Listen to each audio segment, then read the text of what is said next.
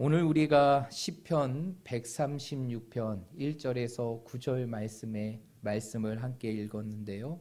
오늘 이 말씀을 가지고 감사로 채우는 삶이 되라 라는 제목으로 말씀의 은혜를 함께 나누도록 하겠습니다. 우리 다 함께 외쳐볼까요? 감사로 채우는 삶이 되라. 감사로 채우는 삶이 되라. 감사로 채우는 삶이 되라. 오늘 이 예배의 자리가 우리의 인생의 삶 속에 다시 한번 감사로 우리의 삶을 채울 수 있는 우리 모든 믿음의 성도들이 되시기를 주님의 이름으로 축복합니다. 여러분, 우리가 이 땅의 인생의 삶을 살아가게 됩니다. 이 땅에 존재하는 모든 사람들이 인생의 삶을 살아가게 되죠.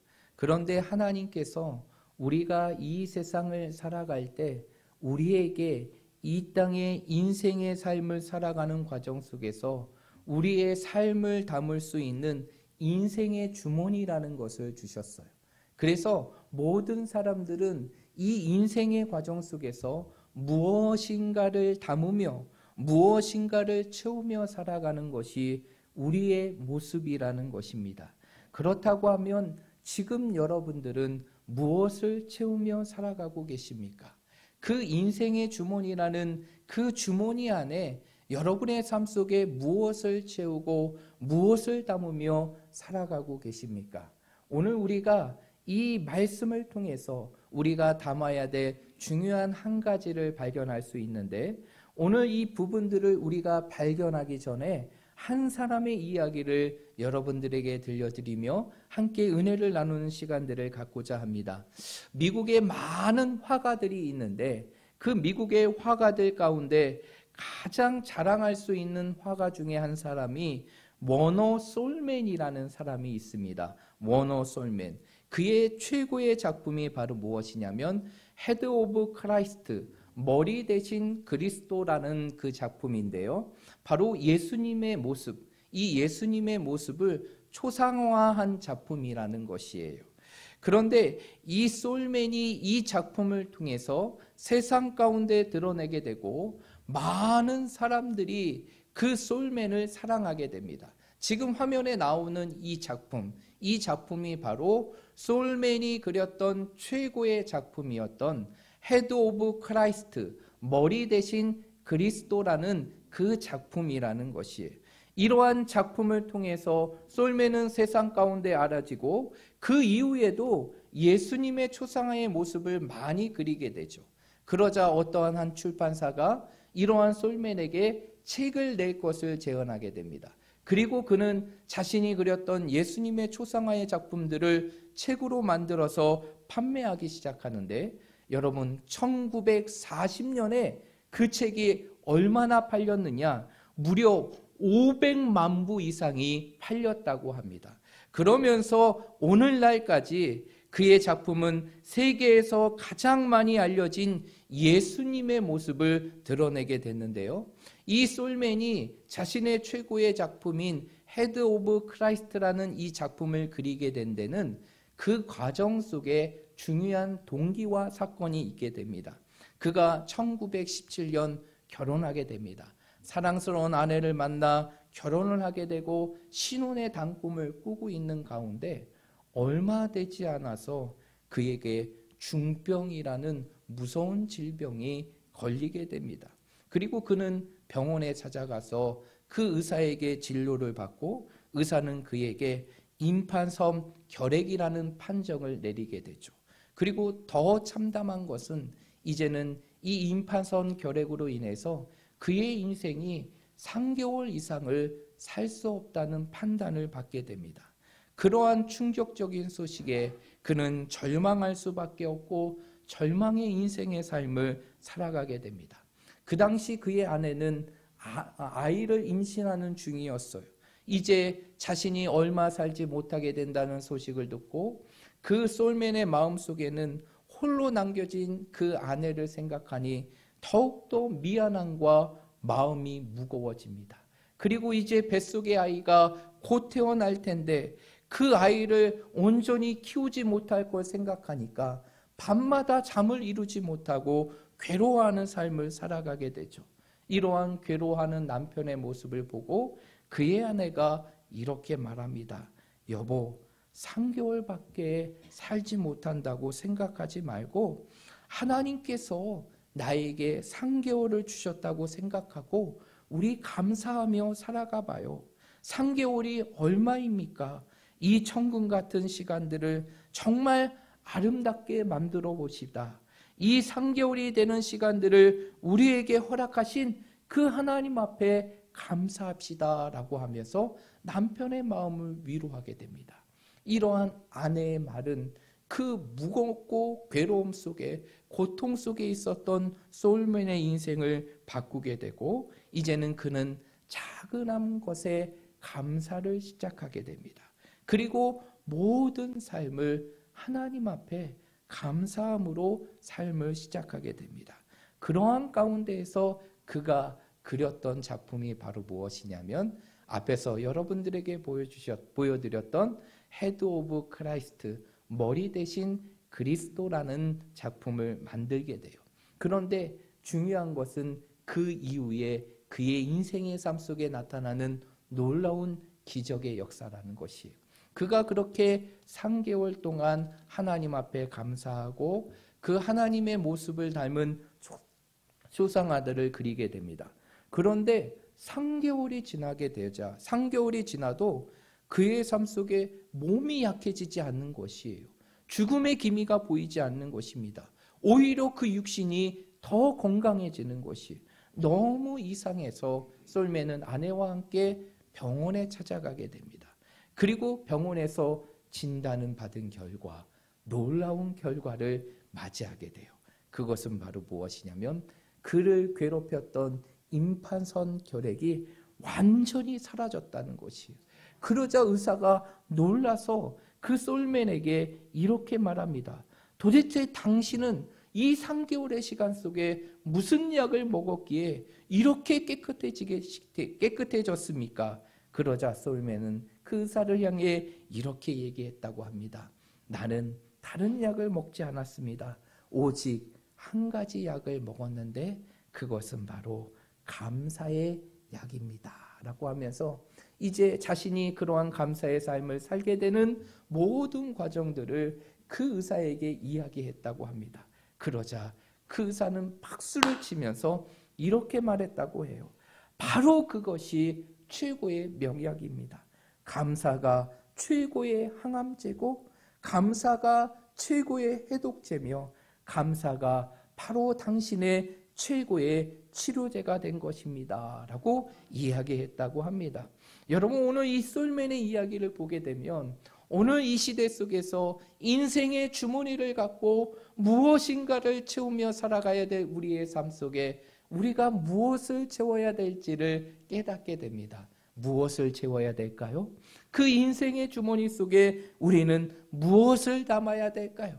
그것은 바로 다름 아닌 감사라는 사실을 믿으시길 바랍니다. 우리 좌우 옆에 있는 분들을 향해 이렇게 축복하도록 하겠습니다. 감사를 채우는 인생이 되십시오 라고 축복하겠습니다. 감사를 채우는 인생이 되십시오. 여러분 성경은 분명히 말하고 있어요. 데살로니가전서 5장 18절의 말씀에 보니까 범사에 감사하라. 이는 너희를 향한 하나님의 뜻이다 라고 말하고 있어요. 여러분 감사는 어떠한 상황과 어떠한 때와 어떠한 환경이 이루어졌기에 감사하는 것이 아니에요. 감사는 범사에 하는 것입니다. 우리의 삶의 모든 일에 감사하는 것, 그것이 바로 우리를 향한 하나님의 뜻임을 믿으시길 바랍니다. 그렇다면 이러한 감사를 우리의 삶 속에 채우기 위해서는 우리에게 어떠한 모습이 있어야 될까요? 오늘 우리가 읽었던 시편 136편의 말씀을 통해 우리가 그 해답을 함께 찾아보고자 하는데요. 여러분 오늘 우리가 읽었던 이 시편 136편은 사실 저자를 알 수 없는 저자 미상의 시입니다. 그런데 이 시편의 내용은 어떠한 내용을 담고 있느냐?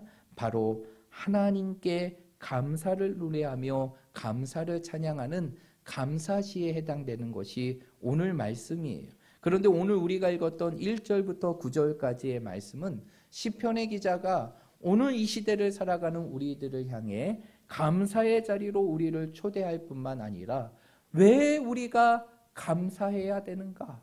왜 우리가 감사하는 삶을 살아가야 되는가를 그 이유를 설명해 주고 있는데 오늘 1절의 말씀 한번 보시겠어요? 오늘 1절의 말씀에 보면 시편의 기자는 이렇게 고백합니다. 우리 함께 읽어보도록 하겠습니다. 시작! 여호와께 감사하라. 그는 선하시고 그 인자하심이 영원함이로다. 아멘. 오늘 시편의 기자는 뭐라고 얘기합니까? 여호와께 감사하라. 그는 선하시며 그 인자하심이 어떠함이라? 영원함이라 라고 말하고 있어요. 여러분, 여기서 선하시다는 뜻, 여기서 인자하신다는 것이 무엇을 의미하는 것일까요? 여기서 선하다는 것은 히브리어로 토브라는 단어예요. 그 단어의 뜻은 바로 무엇이냐? 언제나 좋은 것으로 우리의 삶을 채우시는 하나님의 은혜를 의미하는 것이고, 그리고 여기서 인자라는 단어 또는 인애라는 단어로 표현되게 되는데, 이 인자라는 단어는 이 히브리어로 헤세드라는 단어로 하나님의 변함없는 사랑을 의미하는 것이에요.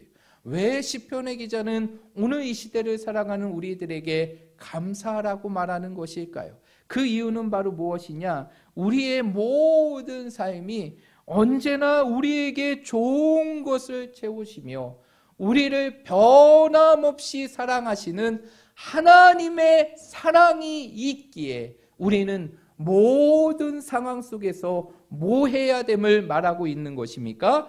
감사해야 됨을 말하고 있는 것이에요. 한마디로 하나님의 선하심과 인자하심은 우리를 향해 베푸신 하나님의 은혜를 의미하는 것이, 그래서 이러한 은혜를 아는 자들은 이 땅의 삶 속에서 어떠한 삶을 살아가야 되느냐? 감사의 삶을 살아가야 하는 것이, 여러분의 모든 인생이 하나님의 은혜임을 믿으십니까? 우리의 삶의 모든 삶의 과정들이 하나님의 은혜였음을 믿으십니까? 우리의 모든 인생은 하나님의 은혜인 것이, 우리가 지금까지 살아오는 것, 그리고 지금을 살아가는 것, 또 앞으로를 살아가는 모든 과정도 하나님의 은혜임을 믿으시길 바랍니다. 마치 이스라엘 백성들을 그 광야에서 만나로 먹이신 것과 같이 하나님은 때 없이 우리의 모든 인생의 삶을 날마다 먹이셨습니다. 그리고 하나님께서 이스라엘을 그 광야 속에서 반석을 차서 물을 나게 하셔서 그들의 목마름을 채우신 것처럼 하나님은 날마다 우리의 삶의 모든 것을 채워주셨다는 것이, 그뿐만이 아니에요. 하나님께서 이스라엘 백성들을 무엇과 무엇으로 인도하셨습니까? 불기둥과 구름기둥으로 인도하셨어요. 그러한 것도 우리의 인생의 삶도 이렇게 우리와 함께 하시는 하나님의 은혜의 결과라는 것이, 우리의 인생의 삶을 되돌아보고 우리의 삶을 다시 확인해 볼 때 우리의 삶 속에 고백할 수 있는 것은 바로 무엇일까요? 아무리 생각해봐도, 아무리 기억해봐도, 아무리 내 삶을 헤아려 봐도 모든 것이 하나님의 은혜라는 고백이라는 것이에요. 여러분, 이러한 하나님의 은혜를 경험하는 자들이 결국 이 땅에서 감사의 삶을 살아갈 수 있는 것이에요. 그런데 오늘 시편의 기자의 모습을 보게 되면, 오늘 4절부터 9절까지의 말씀을 보게 되면 시편의 기자는 왜 우리가 범사에 감사해야 되는지 그 구체적인 이유들을 우리에게 제시해 주고 있는데, 4절부터 9절까지의 말씀을 보게 되면 시편의 기자는 감사하라, 감사하라, 또 감사하고 또 감사하라는 말을 반복하고 있어요. 오늘 5절의 말씀을 보십시오. 5절의 말씀에 보니까 무엇에 감사하라고 말하고 있습니까? 하늘을 지으신 것에 감사하라 라고 말하고 있어요. 6절의 말씀에 보니까 또 뭐에 감사하라고 말하고 있습니까?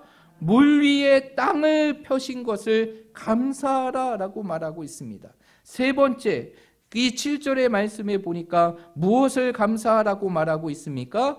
큰 빛들을 우리에게 비추게 하심을 감사하라 라고 말하고 있어요. 8절의 말씀에 보니까 무엇을 감사하라고 말하고 있습니까? 해로 낮을 주관하게 하신 것을 감사하라. 그리고 9절의 말씀에 보니까 뭘 감사하라 라고 말하고 있습니까? 달과 별들로 밤을 주관하게 하심을 감사하라 라고 얘기합니다. 여러분, 이 말씀을 보게 되면 우리가 느낄 수 있는 것이 있어요. 여러분, 하나님의 은혜는 어떠한 특별한 것만이 하나님의 은혜가 아니라 지금 우리가 누리고 있는 모든 것, 어쩌면 우리가 너무 당연하게 여기는 그 모든 것들이 누구의 은혜라는 것입니까? 하나님의 은혜라는 것이에요.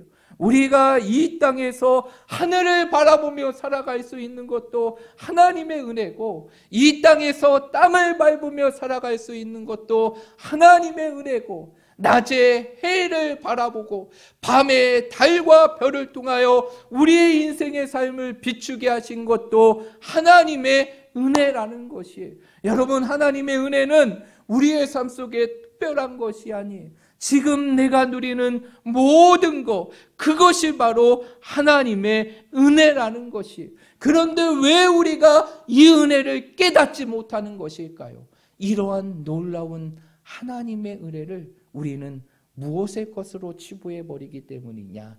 당연한 것으로 치부해버리기 때문에 내가 누리는 모든 것들이 정말 하나님의 은혜인데, 때로는 우리의 삶 속에 이 모든 것들을 그냥 당연한 것으로 여기기에 결국 우리의 삶 속에 감사의 삶을 살아가지 못하는 것이, 그러나 우리가 분명히 알아야 될 것이 있어요.